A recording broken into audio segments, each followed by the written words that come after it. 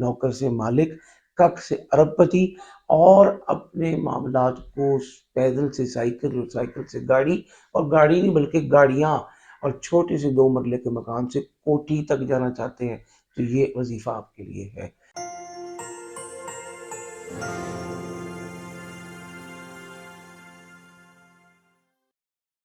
بسم اللہ الرحمن الرحیم۔ ایک تو اہم اعلان آپ کی خدمت میں پیش کرنا ہے۔ بروز اتوار 9 بجے سے 12 بجے تک آپ سب دوستوں کا روحانی علاج معالجے کے اعتبار سے مجھ سے ملاقات کا وقت طے کر دیا گیا ہے۔ اب لاہور بھر سے تمام دوست احباب تشریف لائیں، ملاقات کریں، اپنے روحانی علاج اور مسائل کے حوالے سے ڈسکس کریں۔ اس لوکیشن اور تفصیلات اس کے لیے ماڈل ٹاؤن لاہور۔ دوسری بات یہ کہ نمبر موجود ہے، اس پر لوکیشن آپ منگوا سکتے ہیں۔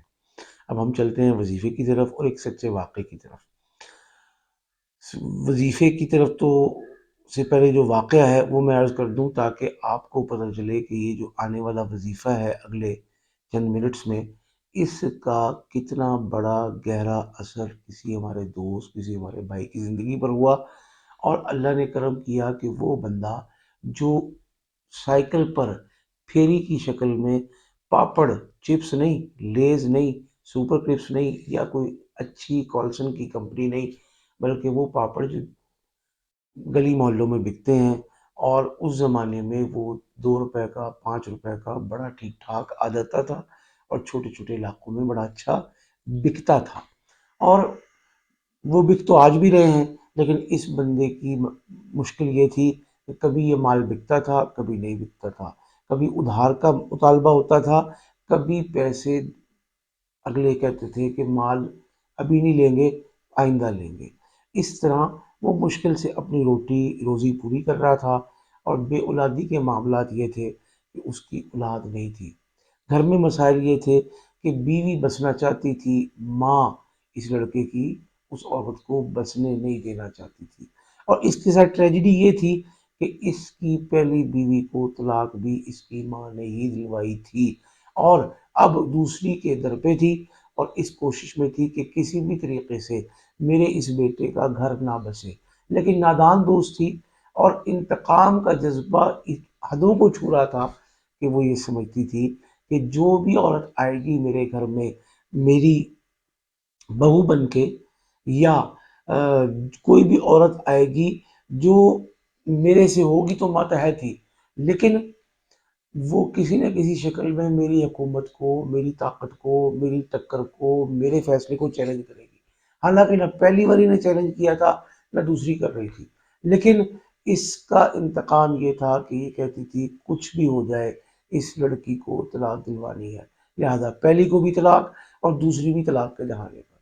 اب معاملات یہ تھے کہ وہ بیچارہ آیا، اور آ کے اس نے پوچھا کہ جناب میں کیا کروں کہ رزق میرا نہیں چلتا، پیسے میرے نہیں پورے بنتے، اور گھر سے یہ دکھ، یہ غم، یہ پریشانی بار بار مجھے صبح نکلتے ہوئے اور شام کو جاتے ہوئے بھگتنی پڑتی ہے کہ تیری بوڈھی ٹھیک نہیں ہے، میری نو ٹھیک نہیں ہے، انہوں طلاق دے دے۔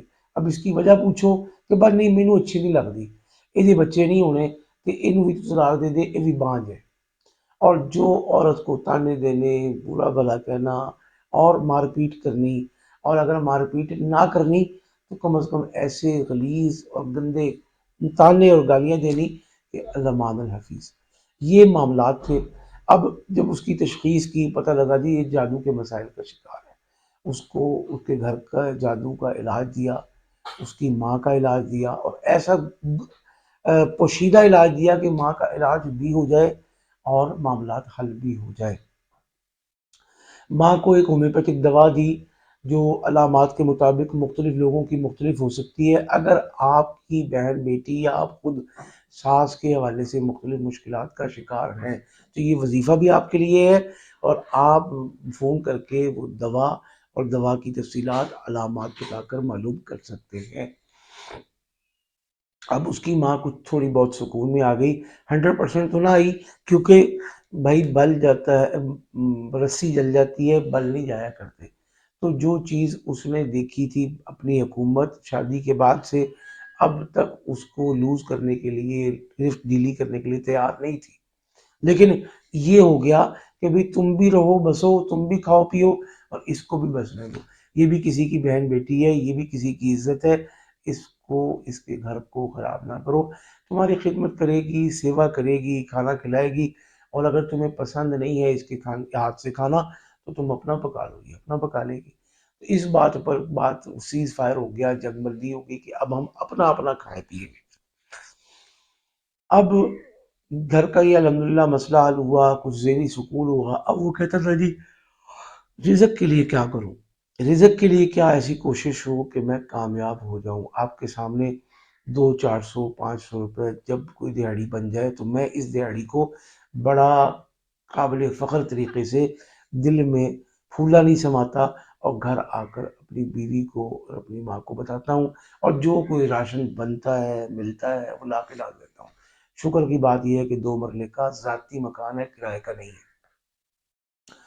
تو میں نے ان سے عرض کیا کہ دیکھو وظیفہ اپنی جگہ ہے، لیکن اس سے پہلے تم نے ایک کام کرنا ہے اور اس کو اپنی زندگی کا معمول بنانا ہے، اور اس وعدے وعید کے بعد اور اس کے وعدے کے بعد کہ میں ایفا کروں گا، میں پورا کروں گا اس پرومس کو، اس وعدے کو ہمیشہ کے لیے۔ میں نے کہا تم نے 2 4 صدقات کا اہتمام کرنا ہے، لیکن یہ تدریجن ہے، باری باری ہیں، گریجولی ہیں۔ وہ کیسے؟ کہ تم نے روزانہ 5 سے 10 روپے کا باجرہ یا گندم کے دانے لینے ہیں، اور یہ لے کر تم نے سائیکل پہ چلتے جاؤ، جہاں کہیں کوئی درخت، کوئی پودا، کوئی ایسی چیز، کوئی گارڈن، کوئی باغ، کوئی پارک نظر آئے، اس میں کسی درخت کی جڑ میں یہ 2 4 5 10 20 روپے کا دانہ بکھیر دیا کرو، اور تم نے کسی صورت بھی اس کا ناغہ نہیں کرنا۔ جس دن چھٹی ہو اس دن ناغہ ہو سکتا ہے، اس کے علاوہ کبھی ناغہ نہیں کرنا۔ ہاں جس دن بارش ہے، پانی کھڑا ہے، اس دن بھی یہ تم نہیں کرو گے۔ اس نے کہا جی میں تیار ہوں۔ اس نے یہ بات مانی، اور یہ مان کر اس نے کام شروع کر دیا یہ صدقے والا۔ پورے 40 دن اس کو یہ صدقہ کروایا، سٹارٹ میں عمل بتانے سے پہلے، وظیفہ بتانے سے پہلے، تاکہ کم از کم اس کو اس بات کا احساس ہو کہ عمل اپنی جگہ ہے، لیکن صدقے سے بلائیں ٹلتی ہیں، مصیبتیں ختم ہوتی ہیں، بری موت سے بچتا ہے، اللہ تعالیٰ 10 گنا دنیا میں اور 70 گنا آخرت میں دیتے ہیں۔ اس چیز پر اس کو پورا فوکس کروایا گیا۔ اس کے بعد میں نے عرض کیا کہ بھئی بات یہ ہے کہ تمہاری جیب میں اتنے پیسے نہیں ہیں کہ تم گوشت کھاؤ اور ان کی ہڈیوں کو کسی ٹھکانے لگاؤ۔ اس نے کہا ہاں جی، ہم تو دال کھا لیں اور دال پک جائے اور پوری پک جائے تو یہ بڑی بات ہے، اور 2 وقت کی روٹی میسر ہو جائے بڑی بات ہے، میں گوشت کہاں خریدوں، کیسے خریدوں، اور پھر اس کو کیسے ٹھکانے لگاؤں ہڈیوں کو، یہ میرے لیے مشکل ہے۔ میں نے کہا یہ مشکل ضرور ہے، لیکن کسی مرغیوں والی شاپ پر جہاں پر گوشت بنتا ہو وہاں جاؤ، اور وہاں جا کر ان سے کہو کہ بھئی بات یہ ہے، جو گوشت تم بون لیس کرتے ہو، اس کی ہڈیاں تم بیچتے ہو، تمہارے پیسے خرچ ہوتے ہیں، لیکن تم ایسا کرو، میں تمہیں پورے پیسے نہیں دے سکتا، بھائی یہ 10 روپے کی ہڈیاں دے دو، 10 روپے کا دانہ اور 10 روپے کی ہڈیاں، 2 4 ہڈیاں لے لو یہ، اور اگر وہ چھیچڑے بھی دے دیں تو ان کی مہربانی ہے۔ انہوں نے کہا جی ٹھیک ہے میں یہ شروع کرتا ہوں۔ 40 دن اس کو یہ عمل کروایا۔ اب 10 روپے کا دانہ اور 10 روپے کی یہ چھیچڑے اور ہڈیاں، یہ ایک درخت کے نیچے یہ رکھ دے اور کہیں آس پاس دوسرے درخت کے نیچے وہ رکھ دے۔ 40 دن یہ کروایا۔ اس کروانے سے اس کے حالات میں بہتری آئی، لیکن ابھی مکمل نہیں ہوئی۔ ابھی وہ آسائش اور راحت اور لگژری میں نہیں گیا، سائیکل پہ تھا، لیکن سائیکل کے ٹائر پنچر ہونے کے امکانات کم ہو گئے تھے، اب سائیکل کے ہوا کم ہونے کے امکانات کم ہو گئے تھے، اب سائیکل میں بریکیں فیل نہیں ہوا کرتی تھی، یہ حالات بہتر ہو گئے تھے اس کے۔ تو میں نے کہا اب آپ کے لیے تو وظیفہ شروع سے ہی ہوگا، پہلے دن سے ہی ہوگا، لیکن اس کو اس لیے کروایا کہ مجھے پتا تھا کہ کم لوگ یہ کام کرتے ہیں، اور آپ میں سے بھی سارے نہیں کریں گے یہ مجھے پتا ہے، لیکن جو کر لے گا، یا جس نے آج تک میری زندگی میں کم از کم 50 60 لوگوں نے کیا ہے اور بتایا، یا کیا عمل کتنوں نے، 500 700 نے کیا ہے، کامیابی 50 کو ملی ہے۔ کامیابی کا کیا مطلب؟ وظیفے کے اثرات نہیں، بلکہ یہ ہڈیاں یا چھیچڑے اور یہ صدقہ روزانہ 10 روپے کا دانہ باجرہ یا کنک، یہ 50 لوگ کامیاب ہوئے، یعنی 10% لوگ کامیاب ہوئے.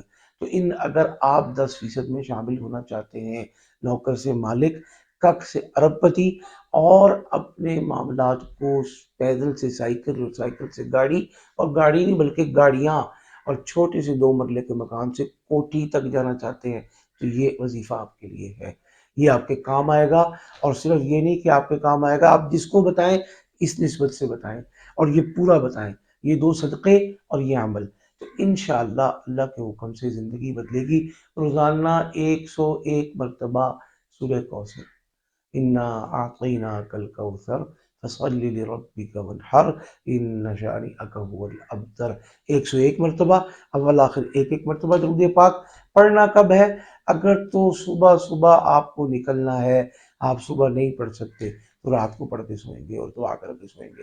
اور اگر آپ 8-9 بجے نکلتے ہیں کام پہ تو آپ صبح فجر کی نماز کے بعد پڑھ لیں، اب واک کریں، ایکسرسائز کریں، تیاری کریں اور کام پہ جائیں.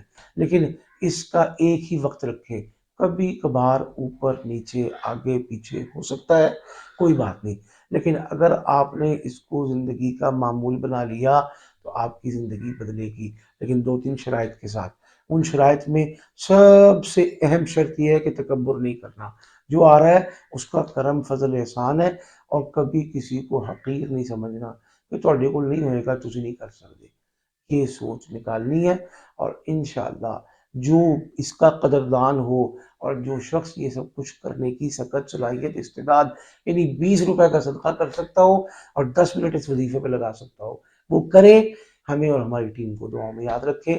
اللہ پاک ہم سب کا حافظ ناصر ہو. آمین.